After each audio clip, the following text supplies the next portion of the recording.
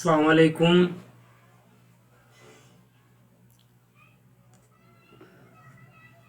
Hi student, I am Shakil Ahmed, your social science teacher. Today we will discuss about your first chapter, subject geography, chapter number 1, our solar system.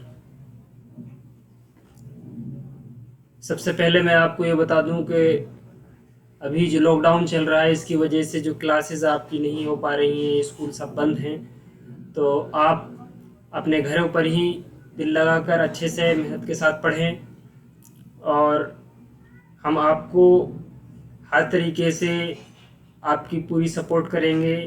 आप घर पे बैठे हुए अपने में parents के साथ आप ऑनलाइन पढ़ सकते हैं और ये आपका एक बेहतर ऑप्शन हो सकता है घर के अंदर पढ़ाई करने का, घर पे रहते हुए अपने आप को आगे के लिए प्रिपेयर करने का। तो अपने टाइम को वेस्ट ना करें और आप अपने घर पे दिल के साथ, मेहनत के साथ पढ़ाई करते रहें। तो मैं चैप्टर को शुरू करता हूँ। हमारा जो चैप्टर है, फर्स्ट चैप्टर ज्योग्राफी। तो अभी आप 5th क्लास से 6th क्लास में प्रमोट हुए हैं, तो आपको कुछ नई नई चीज़ें मिलेंगी, नई नई चीज़ें सीखने को मिलेंगी। अभी तक हम 5th क्लास के अंदर इन्वायरमेंट स्टडीज़ या EVS नाम का सब्जेक्ट पढ़ते थे, तो उसमें तकरीबन वो सारी चीज़ें आ जाती हैं जो एक छोटे लेवल पर साइंस सब्जेक्ट और सोशल साइंस सब्जेक्ट दोनों को कंबाइन मिलाकर आपको पढ़ाई जाती हैं। मगर जैसे ही आपकी क्लासेस आगे बढ़ती हैं तो उसी हिसाब से सब्जेक्ट का डिवीज़न भी होता जाता है और उनको और थोड़ा एलोबरेट किया जाता है, उनको थोड़ा एक्सपेंड किया जाता है। तो उसी का ही पार्ट है। एक तरफ साइंस अलग सब्जेक्ट है, दूसरी तरफ आपका सोशल साइंस सब्जेक्ट है। सोशल साइंस में 3 हमारे सब्जेक्ट हैं, ज्योग्राफी, हिस्ट्री और सोशल एंड पॉलिटिकल लाइफ या सोशल स्टडीज़ या सिविक्स भी उसी को कहते हैं। तो इसमें हम अभी ज्योग्राफी के बारे में पढ़ेंगे। ज्योग्राफी का हमारा फर्स्ट चैप्टर है। तो geography, there are 2 terms, geo and graphy. जैसे कि आपको यहाँ पर नजर आ रहा होगा, this is geo and this is graphy है। तो ये 2 टर्म हैं, geo and graphy. Geo means होते हैं about earth, geo means about earth and graphy means written about something, यानी किसी चीज़ के बारे में लिखना, किसी चीज़ के बारे में जानना। तो हम अर्थ के बारे में जानेंगे कि हमारी जो अर्थ है, हमारा जो प्लानेट है, इसके बारे में जो हमें नई नई मालूमात इसके बारे में हमें मिलेंगी। तो अब हम चलते हैं अपने चैप्टर पे चलते हैं। Chapter number 1, the earth in the solar system. तो ये आपका चैप्टर है। सबसे पहले तो हमें ये समझना चाहिए कि what is solar system. Solar system is a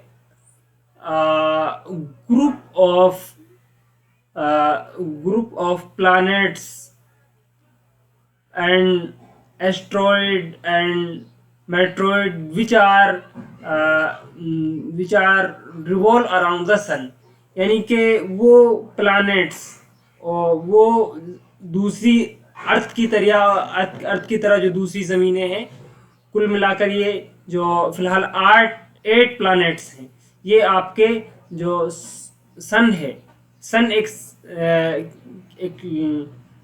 तारा है, एक स्टार है, इसके चारों तरफ चक्कर लगाती हैं और इसके अलावा कुछ छोटी छोटी और दूसरे छोटे छोटे टुकड़े हैं जिनको एस्ट्रॉइड और मेट्रॉइड कहते हैं। ये सब भी सूरज के चक्कर लगाते हैं। तो इन सब को मिलाकर ही जो एक पूरा एक ग्रुप है, ये सब कहलाता है सोलर सिस्टम। तो इसमें हमने देखा, अब इसमें पूरे सोलर सिस्टम में हमारी जो अर्थ है उसका क्या रोल है, उसके बारे में हम इसमें देखेंगे। तो सबसे पहले यहाँ पर एक चीज़ दी हुई है, फुल मून नाइट, यानी कि आप रात में कभी जैसे देखते हैं, रात के अंदर कभी कभी आपको जो हमारा मून है, हमारा जो चंद्रमा है, वो पूरा नजर आता है। तो उस नाइट में, उस रात में रोशनी अच्छी होती है, तो उस नाइट को कहते हैं पूर्णिमा। क्या कहते हैं? पूर्णिमा। और दूसरा आपका ऐसी जब धीरे धीरे टाइम गुजरता है तो उसके बाद आप कुछ टाइम बाद आप देखते हैं कि एकदम आपको रात के अंदर अंधेरा, बिल्कुल अंधेरा नजर आता है, और कोई आपको मून नजर नहीं आता। तो उस टाइम जो हमारा जो मून है वो छिप जाता है एक तरीके से, वो उसका जो मोशन है, उसका जो सर्कुलेशन है, वो हमारी अर्थ से थोड़ा दूर चला जाता है। वो तो उसकी वजह से ये आपका जो मून है वो रात उस टाइम क्या होती है, बिल्कुल अंधेरा हो जाता है, और उसके बाद फिर से एक नया मून निकलता है। तो उसको जो है न्यू मून लाइट, यानी कि जो नया जो चांद निकलने वाला होता है, उस टाइम की जो नाइट होती है, तो उसको कहते हैं अमावस्या। क्या कहते हैं? अमावस्या। ठीक है। तो ये दो चीजें सबसे पहले आपको ये चीजें रखनी है। अच्छा, अब इसमें आपको एक चीज ये देखनी है कि रात में मून नजर आता है जिससे, तो मून के साथ साथ आप देखते हैं कि हमारे जो स्काई है उसमें आपको बहुत सारी चीजें, बहुत सारी नए नए चीजें नजर आती हैं, है ना, चमकीली चीजें नजर आती हैं। तो very bright light of the sun doesn't allow us to see all these bright objects of the night sky. Actually ये जो हमारे नाइट के अंदर जो भी ये चीजें नजर आती हैं, ये हमें दिन में नजर नहीं आती। तो ये एक दिन में नजर क्यों नहीं आती? क्या ये रात में ही निकल कर आती हैं, दिन में नहीं होती? तो एक्चुअली ऐसा नहीं है।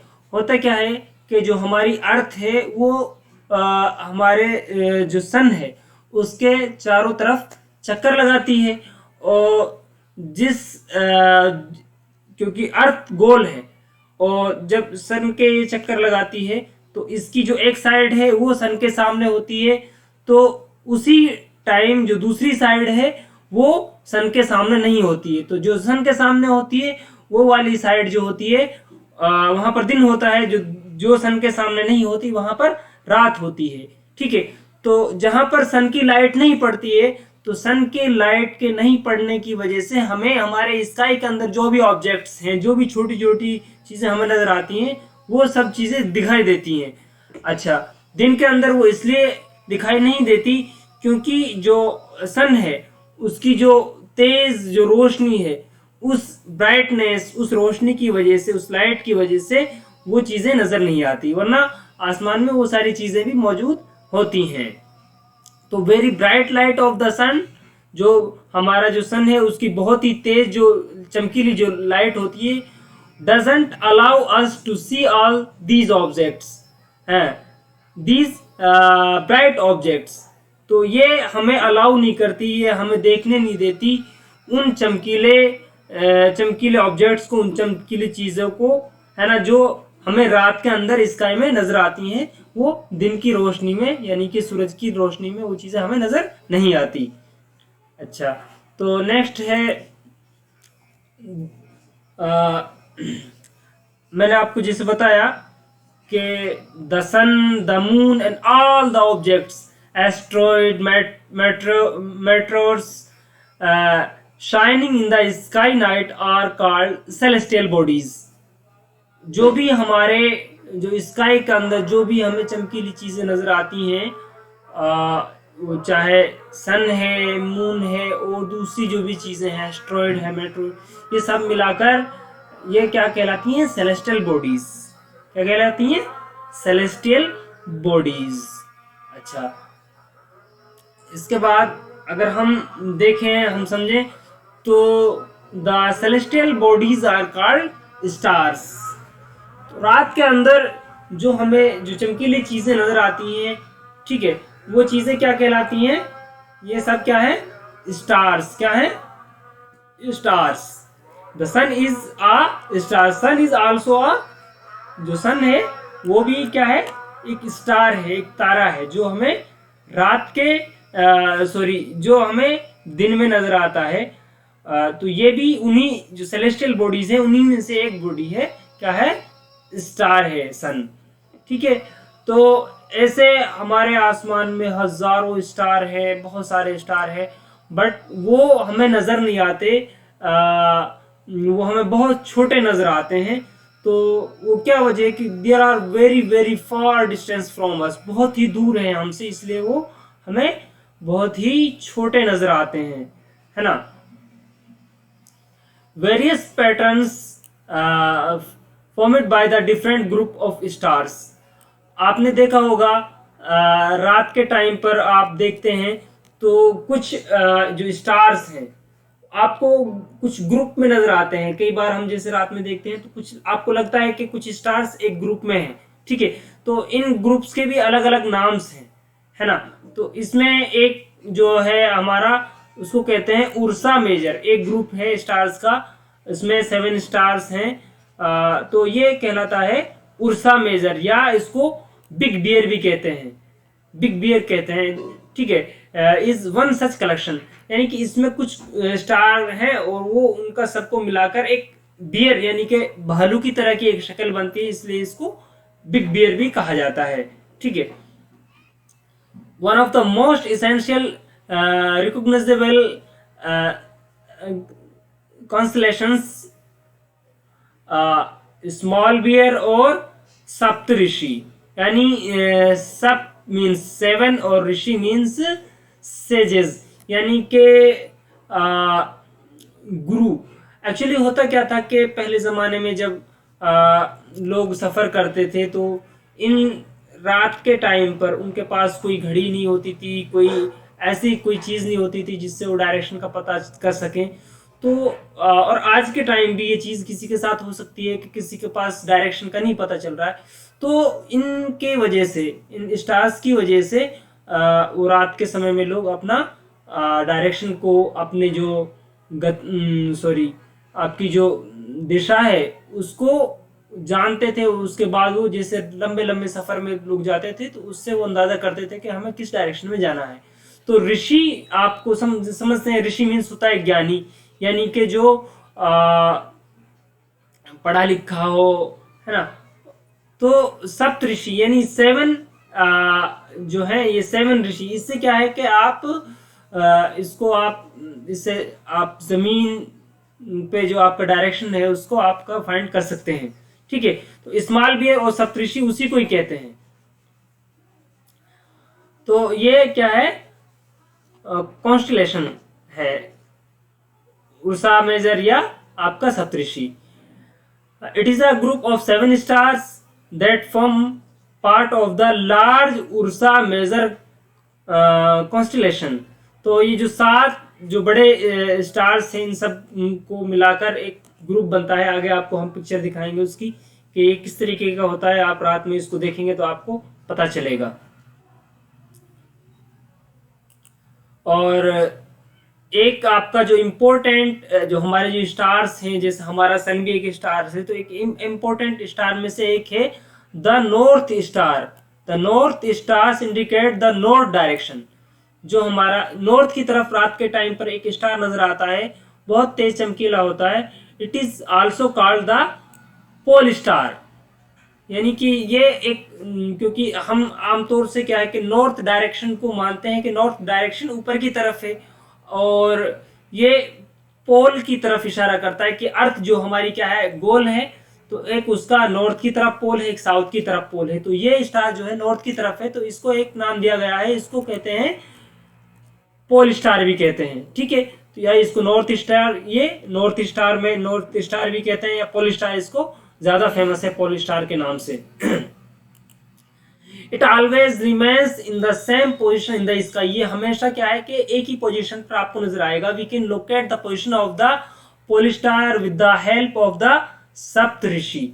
एक्चुअली जो आपका सप्त ऋषि यानी 7 स्टार का जो कलेक्शन है उसके बराबर में ही ये स्टार नजर आता है, और ये उनसे ज्यादा चमकीला ब्राइट नजर आता है, तो आप जैसे 7 स्टार का जो ग्रुप है उसको जैसे फाइंड करेंगे तो उसी के बराबर में आपको ये स्टार भी मिल जाएगा नॉर्थ की तरफ। आप कभी रात के टाइम पर नॉर्थ की तरफ जब रात खुली हुई हो, आपको स्टार नजर आ रहे हो, तो उस टाइम आप देखिए तो वहां पर नॉर्थ की तरफ एक स्टार नजर आएगा बहुत तेज चमकीला, हमेशा ये एक ही पोजीशन पर होता है, इसको कहते हैं नॉर्थ स्टार। अच्छा, तो हम बात कर रहे थे सोलर सिस्टम की, तो इसमें दो वर्ड हैं, है ना। सोलर जो वर्ड है ये एक्चुअली क्या है कि सोल वर्ड जो है ये रोमन के जो वर्ड है सन गॉड, है ना, इससे लिया गया है। ठीक है, Sol is the Roman mythology is the sun god. Actually Roman जो है वो रोमन एक तरीके से एक कम्युनिटी है, आज भी हैं ये लोग। और ये जो रोम एम्पायर था एक ज़माने में, यानी कि जो आपका यूरोपियन कंट्रीज में से ये कंट्री है ये, तो वहाँ पर जो सन है उसको गॉड की तरह मानते थे, तो उसको सन गॉड कहते थे। ठीक है, तो उसी से ही इन्होंने ये वर्ड निकाला सोल, और इसी में solar, solar means related to the sun, यानी कि वो चीज, यानी कि वो चीज जो जिसका ताल्लुक सन से हो, जिसका संबंध सन से हो। सोलर सिस्टम यानी कि वो सिस्टम जिसका संबंध सन से हो। अच्छा, तो हम सन की बात करें तो यहाँ पर the son of the centre of the solar system, जो सन है वो हमारे जो सोलर सिस्टम है, यानी कि वो सारे मेंबर्स आपका जो अर्थ है, जितने भी आपके प्लैनेट्स हैं, 8 प्लैनेट्स हैं, पहले ये लोग ये 9 थे, आगे इसके बारे में डिस्कशन करेंगे।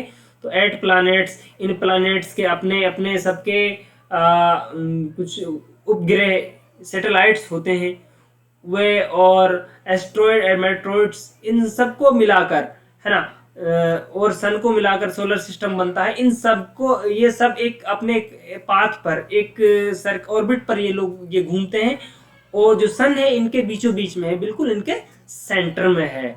अच्छा, sun it is huge and made up of extreme hot gases, बहुत बड़ा है सन। आप बताएं इसके बारे में। ये बहुत बड़ा एक आग का गोला है, और ये बहुत ही गरम गरम, बहुत हॉट गैसेस से ये बना हुआ है। ठीक है, और इसकी जो डिस्टेंस है हमारी अर्थ से, जो सन की जो डिस्टेंस है वो 150 मिलियन किलोमीटर है, यानी कि 150 मिलियन किलोमीटर दूर है हमसे ये सन। तो ये आपका थोड़ा सा सन के बारे में हो गया। आगे हम प्लैनेट्स के बारे में देखते हैं। तो जो प्लैनेट्स हैं इसमें हमारे 8 प्लैनेट्स हैं। अच्छा, कुछ प्लैनेट्स आपके ऐसे भी हैं जो अर्थ की तरह है, यानी कि अर्थ की तरह का मतलब अर्थ के साइज के हैं, है ना। तो ऐसे वेनस जो है, वेनस वो कहलाता है आपका अर्थ ट्वाइन, यानी कि ट्वाइन कहते हैं उसी जैसा, या ट्वाइन एक्चुअली वर्ड यूज होता है कि जब कभी दो बच्चे एक साथ पैदा होते हैं, यानी एक माँ से एक साथ दो बच्चे पैदा होते हैं, तो वो दोनों ट्वाइन कहलाते हैं, यानी कि दोनों बराबर के हैं, दोनों एक साथ पैदा हुए। ठीक है, दोनों साइज के, एक साथ के हैं, एक उम्र के हैं। तो जो वेनस है उसका जो आपका जो वेनस का जो साइज है वो अर्थ ही के बराबर है, तो इसीलिए वेनस को अर्थ ट्वाइन भी कहा जाता है। Do not have their own light and heat. अच्छा, जो प्लैनेट्स की जो बात चल रही है इसका एक मेन इंपॉर्टेंट फीचर ये है कि जो ये प्लैनेट्स हैं इनकी अपनी ना तो कोई लाइट होती है, ना ही अपनी कोई हीट यानी गर्मी होती है। ठीक है, जैसे सन है तो सन से हमें सर पे आ जाता है तो हमें गर्मी लगती है, धूप लगती है तेजी से, तो उसके अंदर क्या है, लाइट है और हीट भी है। बट ऐसा हमारी अर्थ के, हमारे जो भी ये 8 प्लैनेट्स हैं इनके अंदर ऐसा नहीं है। इनकी प्लैनेट की अपनी ना तो कोई हीट होती है और ना ही कोई लाइट होती है। अच्छा, till recently August 2006 Pluto was also considered a planet. अगस्त 2006 तक हम जब पहले हमने भी पढ़ा था अपनी बुक्स में, तो उस टाइम 9 प्लानेट कहलाते थे। तो अगस्त 2006 तक प्लूटो जो है वो भी एक प्लानेट ही कंसिडर किया जाता था, यानी उसको भी, प्लूटो को भी एक प्लानेट माना जाता था। मगर उसके ऊपर जो बड़े बड़े जो साइंटिस्ट हैं जो स्पेस के बारे में रिसर्च करते हैं, उन लोगों ने एक मीटिंग की और उसके इस प्लूटो के बारे में उन्होंने बहुत सारी एक जो प्लानेट के लिए कुछ कंडीशंस हैं, उन कंडीशंस के लिए जब इसके ऊपर अप्लाई किया तो जो है ये उन सारी कंडीशंस को नहीं, इसके ऊपर अप्लाई नहीं हो पाई, इसलिए इसको उन प्लैनेट्स में से निकाल दिया गया और इसको अब हटा दिया गया। अब फिलहाल इस वजह से अब सिर्फ 8 प्लैनेट्स है। तो कौन सी जो वो मीटिंग हुई थी, वो जो कॉन्फ्रेंस हुई थी, क्या थी? इंटरनेशनल एस्ट्रोनॉमिकल यूनियन, है ना। इसने डिसाइड किया कि Pluto like other celestial bodies, कुछ नई सेलेस्टियल बॉडीज के बारे में रिसर्च किए साइंटिस्ट ने, जैसे केरेस है, केरेस 2003 एंड यूबी 313, इनके बारे में उन्होंने रिसर्च किए। तो इन्होंने कहा कि ये प्लैनेट्स में नहीं है, ये अदर सेलेस्टियल बॉडीज की तरह है, ठीक है ना। तो इसको 9 जो प्लैनेट थे उनमें से निकाल दिया गया और अब फिलहाल 8 प्लैनेट है। अच्छा, Jupiter, Saturn, Uranus have rings around them, these belts of small debris। जो जुपिटर है, सैटर्न है, यूरेनस है, जो ये जो घूमते हैं, है ना, तो इनकी जो रिंग है ये इनके अपने चारों तरफ एक, आप जब देखेंगे तो आपको लगेगा कि कोई चीज इनके साथ में भी लगी हुई है, कैप सा एक लगता है कि इनके चारों तरफ कुछ है। तो वो अपने चारों तरफ एक रिंग है ना। एक छोटे छोटे जो ऐसे समझिए जैसे पत्थर के टुकड़े होते हैं, इस तरीके की इन प्लानेट के चारों तरफ एक बेल्ट है एक। तो ये क्या कहलाती है? These are belt of small debris, यानी कि छोटे छोटे कणों की या छोटे छोटे कुछ जो टूटे हुए पत्थर टाइप की चीजें हैं, वो इनके चारों तरफ हैं और वो इन्हीं के साथ साथ चारों तरफ घूमते हैं। तो उससे लगता है कि ये गोल है, इनके चारों तरफ भी कोई और नई चीज है, अलग से है, ठीक है। तो वही वो एक रिंग है या बेल्ट है। The word planet comes from Greek. जो प्लैनेट वर्ड है ये कहां से आया? ये ग्रीक से आया। ग्रीक वर्ड प्लैनेटिया से आया, विच मीन्स होता है वंडर्स, यानी कि अद्भुत, एक कोई नई चीज, ठीक है। तो वंडरर्स, तो ये जो प्लैनेट है ये हमें जानना चाहिए कि कहाँ से आया है। ये ग्रीक वर्ड है। ग्रीक एक कंट्री है, यूरोपियन कंट्री है। तो वहाँ के लोग बहुत ही ज़्यादा, उन्होंने पहले ज़माने बहुत ज़्यादा रिसर्च की, तो उन्होंने जब बहुत सारी चीज़ों को नाम दिया, तो आप आज उन्हीं के नाम दुनिया के अंदर फेमस हो गए साइंटिस्ट, उन्हीं को ही जो साइंस टर्मिनोलॉजी उसी में उनको यूज करने लगे। तो प्लैनेट जो वर्ड है ये ग्रीक लोगों ने दिया है। The earth is a planet, तो अर्थ भी एक क्या है? Planets. It gets all its heat and light from the sun. जो ये अर्थ है ये अपनी सारी जो लाइट है और वो सारी जो गर्मी है वो किससे? सन से ही लेता है। इसकी अपनी ना तो कोई लाइट है और ना ही कोई हीट यानी गर्मी है। अब ये आपके सामने एक पिक्चर है प्लैनेट्स की। तो यहाँ पर आप देखेंगे कि मैं अभी बात कर रहा था जो सैटर्न है, तो इसके देखो ये चारों तरफ आप देख रहे हैं ये एक रिंग है। तो इसी के बारे में बता रहा था। ये छोटे छोटे कुछ पत्थर टाइप की चीजें हैं जो इसके चारों तरफ हैं। अच्छा, तो आप जो एस्ट्रॉइड हैं ये यहाँ पर हैं, ये देखिए आप। तो ये प्लैनेट है, मरकरी है, वेनस है, अर्थ है, ठीक है। तो अर्थ हमारी तीसरे नंबर पर है। अगर सन से डिस्टेंस की बात की जाए तो ये तीसरे नंबर पर है, ठीक है। उसके बाद आपका है मार्स, है ना, फिर जुपिटर है, सैटर्न है, यूरेनस है, नेपच्यून है। अच्छा, तो इसमें आप देखेंगे 8 प्लैनेट है और बीच में एक ये बेल्ट है, एस्ट्रॉइड बेल्ट है। तो ये जो ये वाले जो ये 4 प्लैनेट हैं, यानी कि मरकरी, वेनस, अर्थ और मार्स, तो ये क्या कहलाते हैं? इनर प्लैनेट, यानी कि ये सूरज के करीब में, ये सन के करीब में है। एंड जुपिटर, सैटर्न, यूरेनस और नेपच्यून ये थोड़ा दूर है, तो ये कहलाते हैं एक्सटर्नल प्लैनेट, है ना। ये इंटरनल और वे एक्सटर्नल प्लैनेट, ठीक है। तो ये इनके सामने एक डिस्टेंस लिखी हुई है मिलियन किलोमीटर में। तो यहाँ पर आप देखते हैं earth is 150 million kilometres away from the sun. ये तो जो ये नंबर्स लिखे हुए हैं, ये डिस्टेंस है मिलियन किलोमीटर में सन से।